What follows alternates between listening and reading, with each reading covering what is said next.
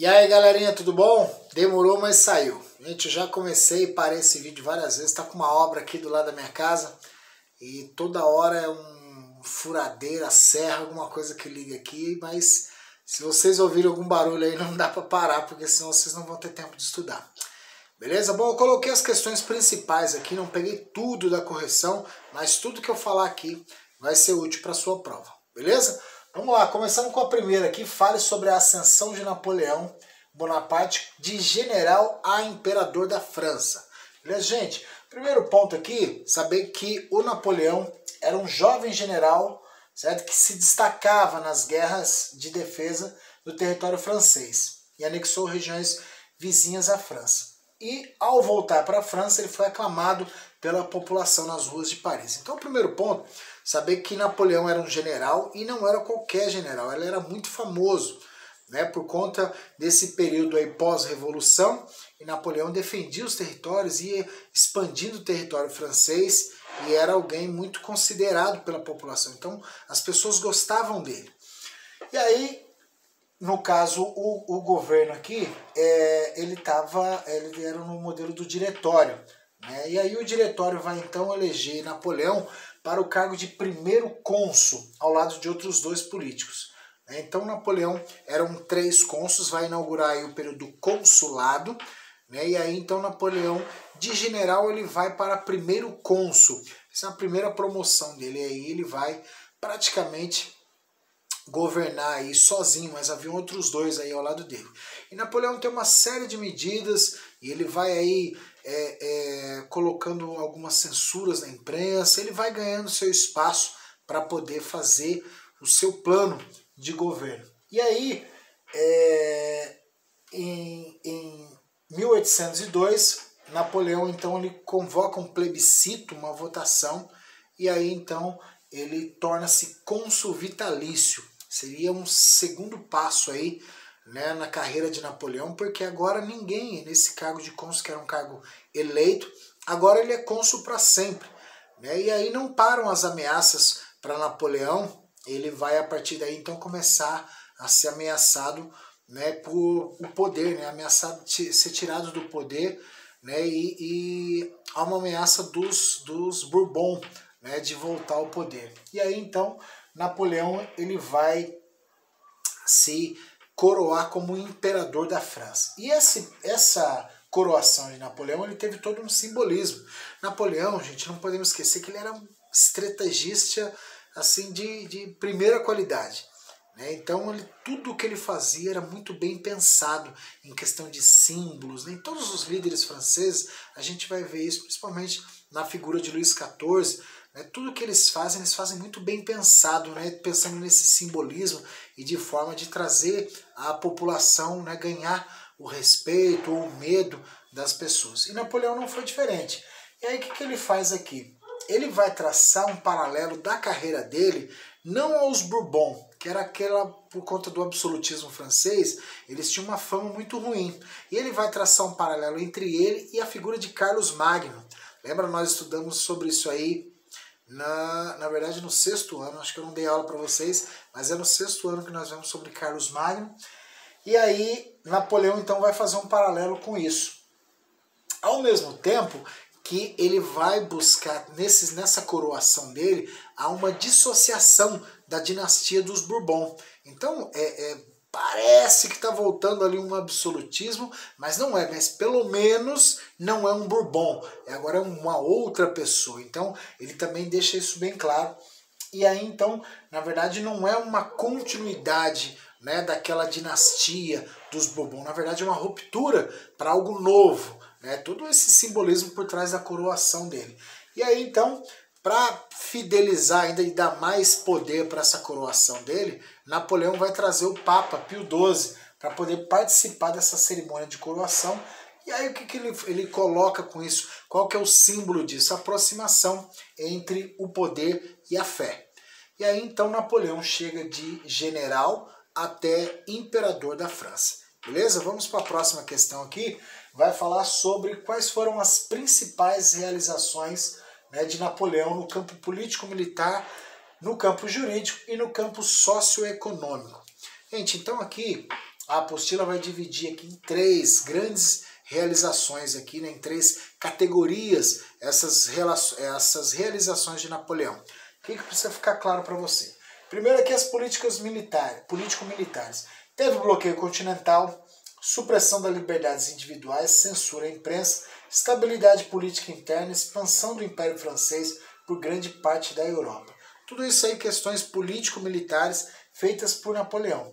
No campo das jurídicas, o que é o principal, que é o centro até aí, né, quando a gente estuda a era napoleônica, vai falar do Código Civil Napoleônico, né, que esse novo Código Civil trouxe uma série de melhorias aí para a população da França, né, deu uma série de liberdades, ele vai articular aí com a burguesia que está crescendo, mas também vai dar uma atenção aí para as minorias, né, então ele vai meio que articular com todo mundo aí no Código Civil dele. E as realizações socioeconômicas, né, que é a criação do Banco da França, reorganização dos impostos, realização de obras públicas, aprimoramento dos serviços de correios e telégrafos, manutenção da reforma agrária. Então, Napoleão ele vai ser um grande político aí nesse sentido de articular com todas as camadas. Tá bom? Então o principal para você aqui é a questão do Código Civil Napoleônico, tá bom? Dê uma estudada mais a fundo, né, sobre o que fala esse código. E por último aqui, em terceiro lugar, vai falar sobre o que foi o bloqueio continental. Gente, basicamente, qual que é o objetivo maior desse bloqueio continental que tem que estar na sua cabeça? É de alguma forma enfraquecer a Inglaterra. Esse era o ponto. O objetivo central. Para que esse bloqueio? Enfraquecer a Inglaterra. Eu coloquei aqui, debilitar economicamente a Inglaterra, então um processo de industrialização, limitando seu comércio com o restante da Europa. Então o que Napoleão vai fazer? Ele queria destruir essa economia da Inglaterra. E aí ele vai proibir todos os países da Europa de comercializar com a Inglaterra. E aí quem desobedece Napoleão, lembra que ele era um exército aqui forte, um exército profissional, né, em ascensão, então estava conquistando muita coisa, e ele coloca como objetivo dele enfraquecer a Inglaterra. Quem comercializar com a Inglaterra eu vou invadir, né, e vou tomar o poder desse país. Então, alguns países ali, a maioria deles fica aí, né, com medo disso, com exceção aí de Espanha e Portugal, né, que nós já vamos ver os desdobramentos disso mais para frente. Mas, basicamente, bloqueio continental foi isso. O objetivo aí de enfraquecer o comércio, né, enfraquecer a crescente industrialização da Inglaterra. Então lembra que ele queria levantar a França. Então se a Inglaterra, ninguém comprar da Inglaterra, vão ter que comprar da França. Então esse era um dos objetivos dele. Seguindo aqui, explique Congresso de Viena e Santa Aliança. Gente, precisa ficar muito claro para vocês, são coisas distintas, tá bom? Congresso de Viena é uma coisa, Santa Aliança é uma outra coisa. Então, pensando aqui primeiramente sobre Congresso de Viena, ele vai ser formado por Áustria, Prússia, Inglaterra e Rússia. Qual que era o objetivo do Congresso de Viena? O Congresso de Viena é restabelecer a Europa na configuração política e territorial anterior à Revolução Francesa. Em tudo aquilo que então aconteceu de expansão de fronteiras, destituição de reinos, formação de novos estados, tudo aquilo que aconteceu depois da Revolução Francesa, o Congresso de Viena tem como objetivo então restaurar tudo isso, a voltar como era antes, né? E aí as consequências disso, a França vai perder territórios. Então a França, se fosse por hoje, era para ser um território muito maior, ela vai perder seus territórios conquistados durante a expansão de Napoleão, e aí vai ter as fronteiras aí de 1789, ano da Revolução, preservadas. E ainda, como era também um desses objetivos aqui, no caso, lembra que era restabelecer a configuração também política. Então o que vai acontecer aqui? Vai voltar ao poder a dinastia Bourbon, na figura de Luís XVIII, tá bom? Irmão do Henrique XVI, do Luís XVI, vai voltar ao poder. E isso então, Congresso de Viena. Voltar à configuração original antes da Revolução. Original em que sentido? Territorial e política. Já a Santa Aliança, que de santa não tem nada, também participavam Áustria, Prússia e Rússia. Qual que era o objetivo deles aqui? Assegurar aos países ali da Europa, né, os países que participavam, o direito de uma intervenção militar para reconduzir ao poder os governantes destituídos por revoluções liberais. Ou seja, quem participasse da Santa Aliança, você dava permissão para que os outros países invadissem o seu país, tivesse uma intervenção militar. Então eles se uniriam num só exército para colocar, vamos supor que você seja o rei de um determinado país. E aí existe uma revolução no seu país, aí uma revolução liberal aí no seu país. Vão arrancar você do poder, vão querer instituir um outro tipo, né, de poder, talvez uma democracia, por exemplo. Esses países, então, seus parceiros, eles vão se unir, vão invadir o seu país, vão matar, prender, tirar do poder aqui os revolucionários e vão colocar você de volta no poder. Então, para os reis absolutistas, era uma vantagem muito grande, porque, de repente, se eu sou tomado por um golpe revolucionário liberal, os meus amigos, países vizinhos aqui vão intervir e vão me colocar de volta no poder. Então, gente, presta atenção aqui, Congresso de Viena, restauração política e territorial antes da Revolução Francesa. Esse é o Congresso de Viena. Santa Aliança é uma aliança aqui entre esses países que dá o direito de uma intervenção militar para restituir, no caso aqui, governantes absolutistas que foram destituídos, foram arrancados do seu poder. Beleza? Então essa é a diferença aí. Santa Aliança e Congresso de Viena não é a mesma coisa.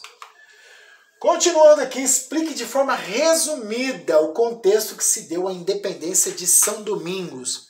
Gente, primeira coisa que tem que ficar claro para vocês aqui, quando nós falamos de São Domingos, vai falar da Ilha Hispaniola, né, que é toda aquela ilha que pega o atual Haiti e República Dominicana, mas esse território chamado de São Domingos era a colônia francesa dessa ilha.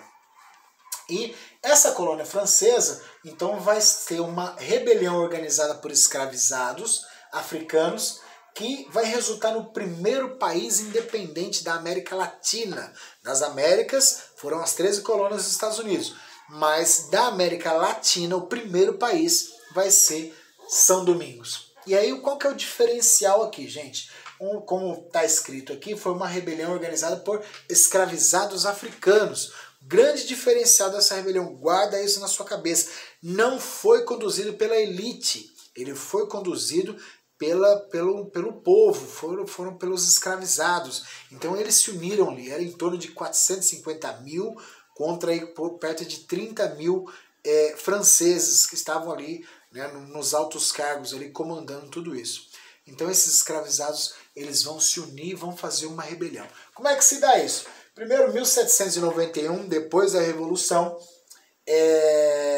a Assembleia Constituinte aqui, ela vai aprovar igualdade de direito para os cidadãos de São Domingos. Beleza, muito bom, agora todo mundo é igual, menos os negros escravizados. Eles continuam aqui nas mesmas condições. Então, para e pensa um pouco. Lá na França, eles vão decidir, olha, os franceses de São Domingos têm agora os mesmos direitos.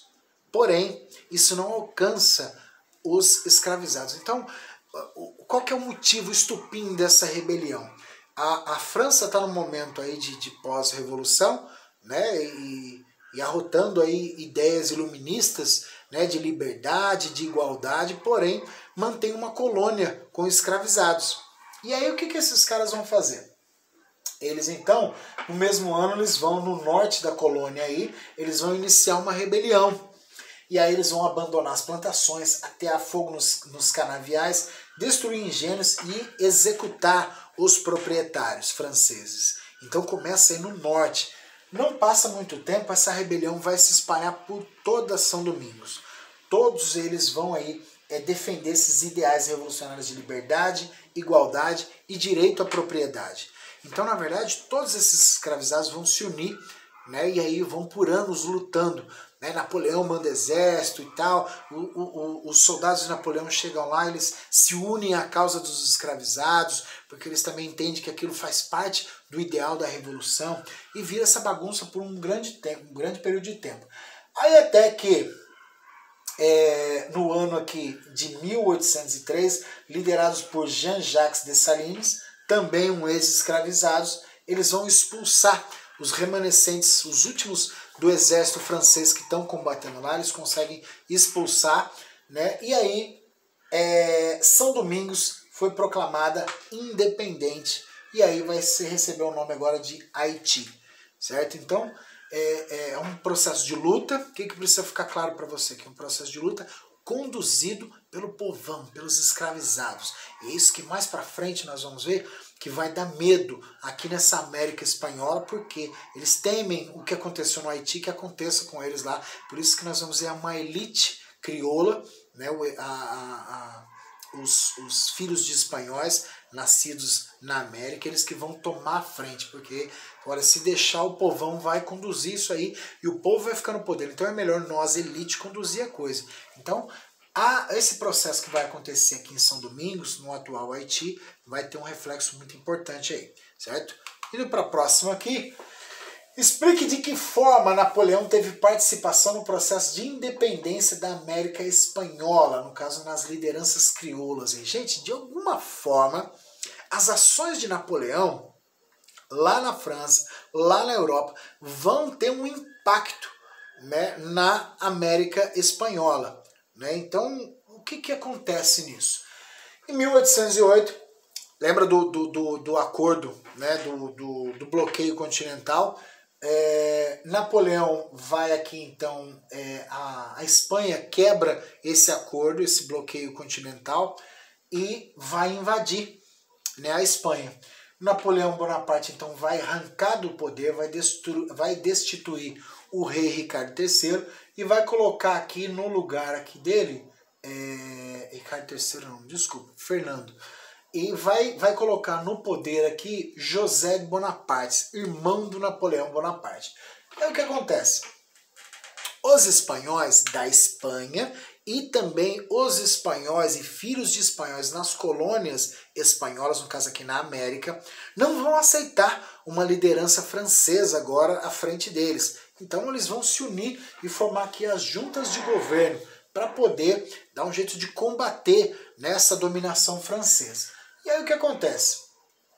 Eles vão fazer oposição aos franceses, vão exercer poder, porque não há um rei que governe, então agora eles têm uma certa autonomia de poder, ou seja, nós não podemos entregar tudo isso para os franceses, nós precisamos administrar isso aqui. E aí eles vão gostar desse poder. Então aqui, essa organização passa, não fica só na Espanha, ela vai até as colônias, e aí eles vão desfrutar de uma certa autonomia, né? E os colonos, no caso aqui os crioulos, né, e chapetones, mas mais especificamente os crioulos, porque chapetones, lembra, chapetones eram os espanhóis, nascidos na Espanha, e eles faziam parte dos altos cargos do governo.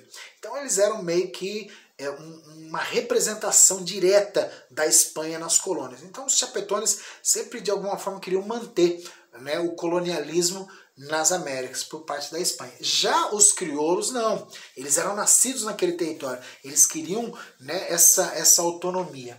E aí o que acontece? Com o tempo, essas juntas de governo passaram a reivindicar uma ampliação dessa autonomia. Então eles provaram um pouco, falou, poxa, muito bom, e eles querem mais. Em que sentido que isso era muito bom?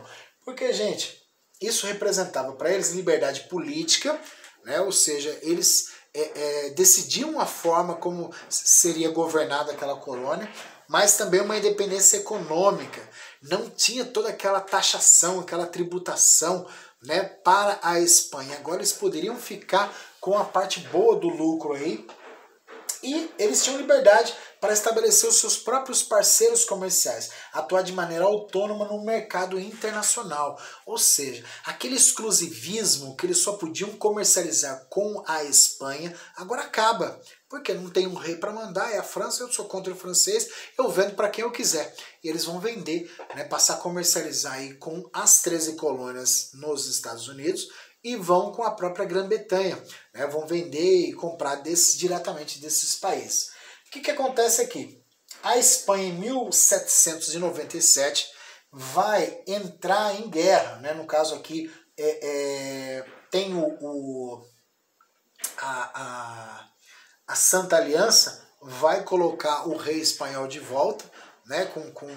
Com a prisão de Napoleão, o fim da era napoleônica, vai colocar o rei espanhol de volta, e aí ele vai começar então a voltar as coisas como eram antes. Porém, em 1797, a Espanha entra em guerra contra a Inglaterra. Mais uma vez, essas colônias, então, elas vão desfrutar de certa autonomia. Por quê? Eles precisavam escoar essa produção. Eles tinham que vender essa produção para alguém. Eles estavam produzindo muitas coisas ali e não tinha para quem vender. Por quê? A Espanha estava ocupada demais em uma guerra aqui com a Inglaterra.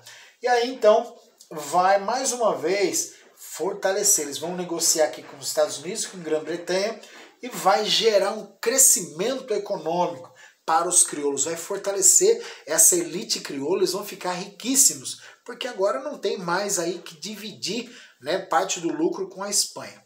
Porém, a guerra acaba e a Espanha, ela vai querer agora, de certa forma, oprimir essas lideranças crioulas que sugaram muito aí, tiraram muito lucro, e começa a diminuir cada vez mais, oprimir nessas lideranças crioulas, e vai usar os chapetones para poder então modificar as coisas ali nas colônias. Então, as principais decisões quanto à economia e política das colônias, elas eram decididas em Madrid, né, na Espanha, e os chapetones implementavam isso nas colônias. Então, era decidido lá na Espanha, e aí os chapetones, que eram os líderes do governo, implementavam isso. E então isso vai diminuir a força dos crioulos cada vez mais, e eles vão então ficar revoltados com isso, eles vão se incomodar com isso, e aí eles vão querer cada vez mais autonomia e independência. Então esse desejo vai culminar aí, né, no processo de independência das Américas. Então, gente, como é que Napoleão, o que Napoleão tem a ver com a independência espanhola? Foi porque Napoleão impôs o bloqueio continental, né, de certa forma, que ele teve uma desculpa para invadir, né, a Espanha e trocar o rei de lá. Então essa troca de rei, que Napoleão fez trocar o rei, tirou um rei espanhol e colocou um rei francês, o irmão dele, deu todo esse processo de enfraquecer, né, o controle espanhol sobre a colônia. Então, a partir daí, isso é uma série de consequências que vai, então, culminar aí numa... Eles provaram do poder e agora não querem mais abrir mão deles, certo? Continuando, explique o processo de independência do México e os fatores diferentes nesse processo. Gente, lembrando que cada um, né, falando de América do Sul, né, América do Norte, cada um deles aqui, a própria América, né, lá as 13 colônias, cada um vai ser conduzido por um processo aqui. Alguns têm algumas semelhanças, mas existem casos, por exemplo, lá em São Domingos, que isso é um caso muito específico de lá, no caso de ser conduzido pelos escravizados africanos, né? Então o povão ali, a classe pobre, vai conduzir esse processo de independência. Isso aconteceu só lá.